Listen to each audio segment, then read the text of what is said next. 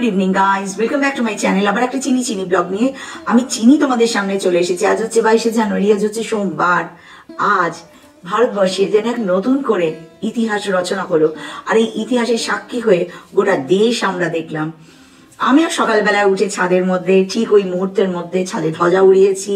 সন্ধ্যেবেলায় বাড়ির সামনে প্রদীপ জ্বালিয়ে নতুন করে দীপাবলি উৎসব পালন করেছি। তারপর আমি আমার ব্লগ শুরু করলাম। শ্রীরাম সংক্রান্ত বিবরণের প্রধান উৎস ঋষি বাল্মীকি রচিত রামায়ণ।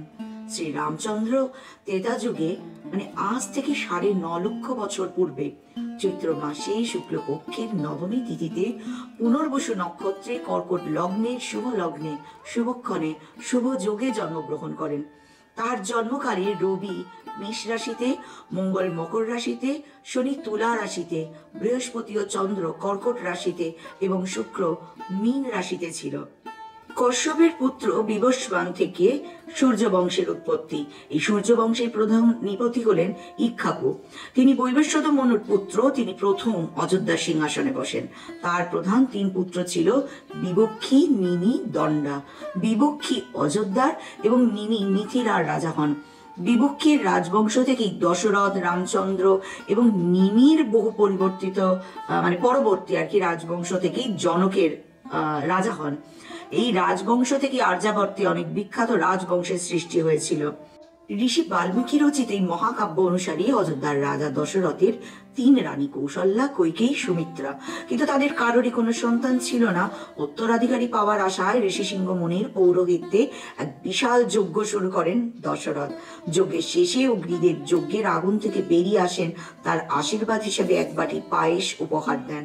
3 রানী এই পায়েস ভাগ করে খেলে তাদের গর্ভে পুত্র সন্তান জন্মাবে, এই বলে তিনি বরদান করেন। বড় রানী কৌশল্যা জন্ম দেন স্বয়ং শ্রীরামচন্দ্রকে, কৈকেয়ী দেন ভরতকে, আর সুমিত্রা দেন লক্ষণ আর শত্রুঘ্নকে জন্ম। এবং এই 4 পুত্র পুরো রাজ পরিবারের মধ্যে এক খুশির বাতাবরণ নিয়ে আসে। এখানে বলে রাখা ভালো যে এই যে মুনি ঋষি সিংহ যিনি পুত্র কামিষ্ঠি যজ্ঞ করেছিলেন রাজা দশরথের জন্য, তিনি কিন্তু রাজা দশরথের জামাতা ছিলেন। কারণ রাজা দশরথের এক কন্যা ছিলেন শান্তা, তার বিয়ে হয়েছিল ঋষি সিংহ মুনির সাথে।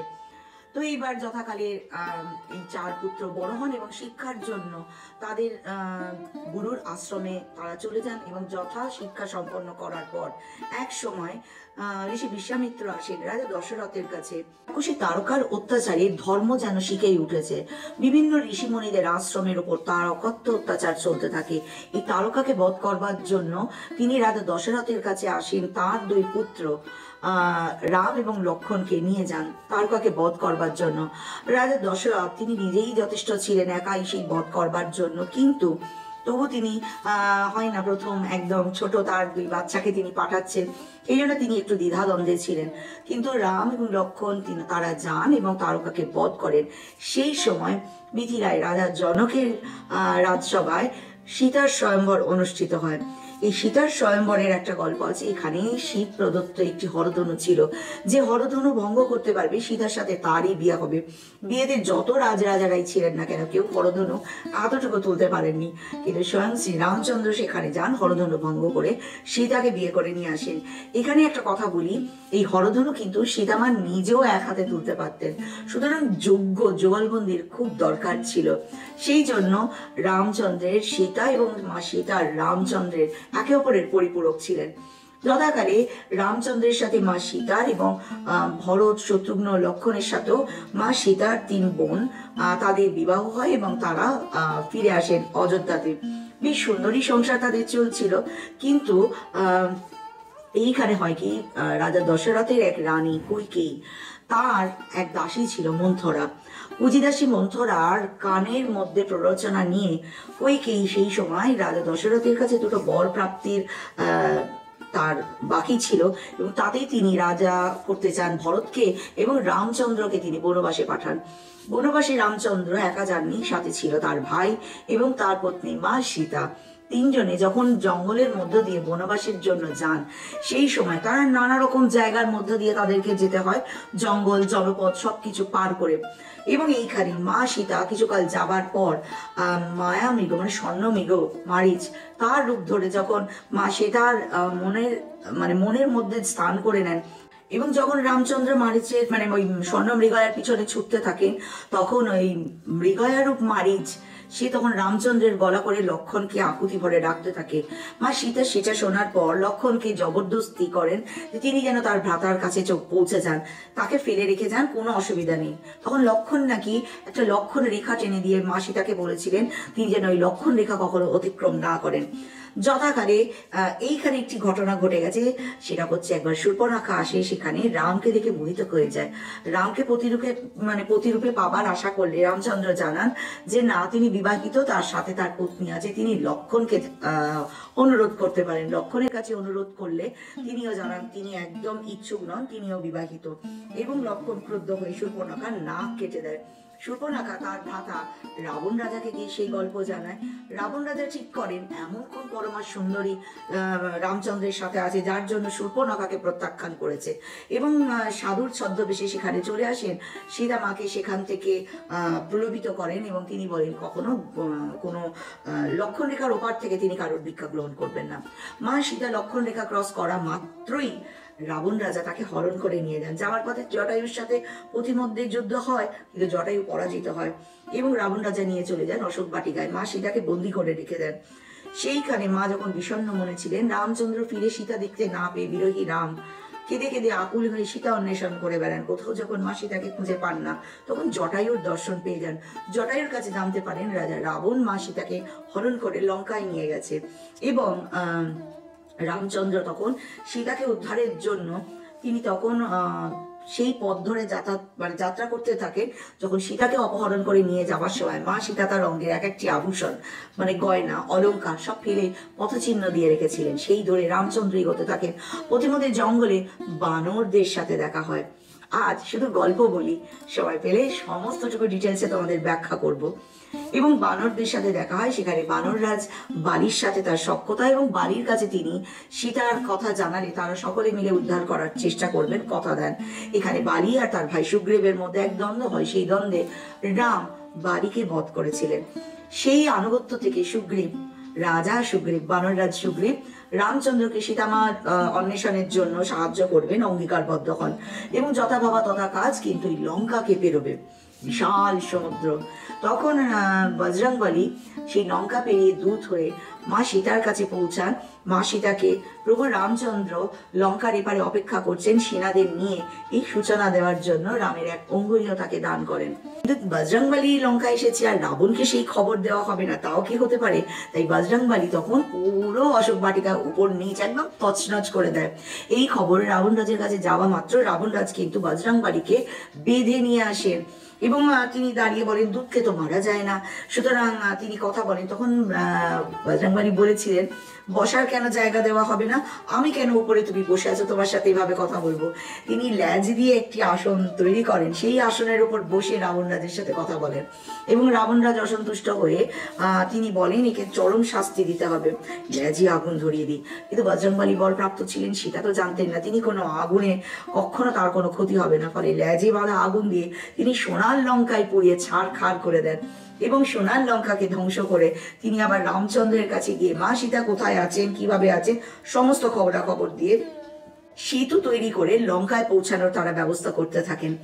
এবং সমস্ত বানর সেনারা এত বড় সমুদ্রের মাঝে কি করে সেতু নির্মাণ হবে যখন চিন্তায় আকুল, রামচন্দ্র তখন সমুদ্রদেবকে আবাহন করেন। যখন কিছুতেই সমুদ্রদেব রামচন্দ্রের কথা শুনছিলেন না, তুনির থেকে বান বার করে সমুদ্রে নিক্ষেপ করতে গেলে সমুদ্রদেব হাত জোর করে প্রভু শ্রী রামের সামনে আসেন এবং রামচন্দ্রকে তিনি বলেন যে ঠিক আছে, আমি সমুদ্রের জল এখানে শান্ত করে দিচ্ছি প্রভু, আপনি আপনার সেতু নির্মাণ করুন। প্রতিটা পাথরের মধ্যে শ্রী রাম লিখে জলের মধ্যে ভাসিয়ে দেয়, জলের মধ্যে সেই পাথরগুলো ভেসে থাকে এবং তার উপর দিয়ে বানর সেনা নিয়ে প্রভু শ্রী রাম লঙ্কায় উপস্থিত হন। রাম আর রাবণের মধ্যে এক তুমুল যুদ্ধ হয়। যুদ্ধান্তে সীতা মাকে উদ্ধার করে প্রভু শ্রী রাম মা সীতাকে নিয়ে অযোধ্যায় ফিরে আসেন। অযোধ্যায় ফিরে এসে তার সুন্দর করে অভিষেক হয়, সিংহাসনে তিনি আরোহণ করেন। কিছুকাল পর সেই অযোধ্যারই এক থোপা তার পত্নীর সাথে সম্পর্ক নিয়ে একটি সন্দিহান হয়ে রামের সামনে যখন বিচার আসর বসে, রামচন্দ্র ন্যায়াধীশ পুরুষোত্তম রাম তিনি তখন যে কোনো কিছু বলবেন, বিচারটার করবেন তার আগেই সকলের মনে সংশয় আসে প্রভু শ্রীরামও এতকাল মা সীতা বাইরে ছিলেন, তারপর মা সীতা ফিরে এসেছেন, মা সীতার কতটা সতীত্ব ঠিক আছে এই প্রশ্ন যখন সকলের মাঝখানে আসে, তখন তিনি ভীষণ রকম দ্বিধাদ্বন্দ্বের মধ্যে পড়েন। মা সীতার অগ্নি পরীক্ষা হয় এবং মা সীতা অগ্নি পরীক্ষায় প্রমাণিত হয় মা একদম শুদ্ধ। এবং মা সীতা যখন গর্ভ ধারণ করেন তখন তাকে আবার বনবাসে পাঠানো হয় এবং বাল্মীকি মুনির আশ্রমে মা সীতা যান এবং সেখানে তিনি লব আর কুশের জন্ম দেন। এরপর রামচন্দ্র যখন অশ্বমেধ যজ্ঞের আয়োজন করে, অশ্বমেধ যজ্ঞের ঘোড়া কিন্তু লব কুশ আটকায় এবং তার পর তার সমস্ত লক্ষণ, ভরত, শত্রুঘ্ন, সর্বশেষ রাম এবং বজরংবলীর সাথে তার যুদ্ধ হয়। যুদ্ধান্তে মা সীতা যখন জানতে পারে প্রভু শ্রী রাম আর তার দুই পুত্র যুদ্ধ সম্মুখে একদম সজ্জিত হয়ে গেছে, তখন মা সেখানে আসেন, রামচন্দ্রকে জানান লব আর কুশ তারই সন্তান এবং রামচন্দ্র সকলকে নিয়ে অযোধ্যা ফিরে আসবেন যখন মনস্থির করেন, মা আর নিতে পারেননি, পৃথিবী মায়ের সন্তান, তিনি মা পৃথিবীকে আবাহন করেন, মা আপনি প্রকট হন, আপনার মধ্যে আমাকে ধারণ করুন। মা পৃথিবী তার কন্যার এত যুদ্ধ, এত লড়াই, এত পরীক্ষা সহ্য করতে পারছিলেন না। এই যে মুহূর্তে মা সীতা আবাহন করেন, পৃথিবী মা ভূমি ভেদ করে উঠে আসেন, মা সীতাকে নিয়ে তিনি পাতালে মিলিয়ে যান। এরপর বহুকাল প্রভু রামচন্দ্র অযোধ্যা সিংহাসনে আসীন ছিলেন। এরপর তিনি তার দুই পুত্রের হাতে শাসনভার দিয়ে তিনি সরজ নদীর জলে গিয়ে নিজে আত্মাহুতি দেন। এই হচ্ছে রামায়ণের গল্প যা আমরা পড়েছি। আজ তোমাদেরকে খুব ছোট্ট করে রামায়ণের কথা বলে রাখলাম। আগামী কাল থেকে চেষ্টা করব রামায়ণের প্রতিটা চরিত্রের ব্যাখ্যা দেওয়ার। আমরা যে রামায়ণের কথাগুলো পড়েছি আর আদতে কতটা সত্যতা রামায়ণের সেই চরিত্রের সাথে, রামায়ণ মিথ নাকি রামায়ণ সত্যি, রামায়ণের সেই কাল থেকে আজকে রাম মন্দিরের রামলালার প্রতিষ্ঠা অব্দি এই যে জার্নি, যে গন্তব্য, কত ঝড়ের মধ্য দিয়ে তাকে এসে আজকে প্রতিষ্ঠা পেতে হয়েছে, কেন, কি জন্য, সব গল্প চিনি এই সিরিজে থাকবে। সমস্ত রকম ব্যাখ্যা নিয়ে আসবো, সাথে থাকবে তো তোমরা। আর যদি আমার ব্লগ ভালো লাগে লাইক শেয়ার সাবস্ক্রাইব করতে কেউ ভুলবে না কিন্তু। যেহেতু এই ব্লগ একটু অন্যরকম, এই ব্লগ একটু আলাদা হতে পারে, এই ব্লগে কিছু এমন কথা থাকতে পারে যে কথা নানা রকম প্রশ্নের জন্ম দিতে পারে। সবাই আমার সাথ দিয়ে আমার পাশে থেকো। কিন্তু আজকের দিনটা ভীষণ রকম ঐতিহাসিক, রামলালার প্রতিষ্ঠা হয়েছে, দেশ সমৃদ্ধ হলো, বলতে পারো রাম রাজ্যের সূচনা হলো। তাই সকলকে জয় শ্রীরাম আর জয়কারা শ্রীরামাইদা বোন সাচে দরবার কি যায়। চলো আজকে ব্লগ শেষ করি, কিন্তু আশা করি তোমরা সবাই খুব ভালো আছো, সুস্থ আছো, সাবধান আছো, চওড়া স্মাইল নিয়ে আছে, চিনি তোমাদেরকে দেয়, তোমরা সকলের মাঝখানে ছড়িয়ে দাও। নিজের খেয়াল রাখছো, নিজের বাবা মায়ের খেয়াল রাখছো, নিজের ফ্যামিলির খেয়াল রাখছো, আর নিজের বাড়ির পুষ্পগুলোর খেয়াল তো অবশ্যই রাখছো। চলো আজকের ব্লগ এখানে শেষ করি, টাটা, বাই বাই। আর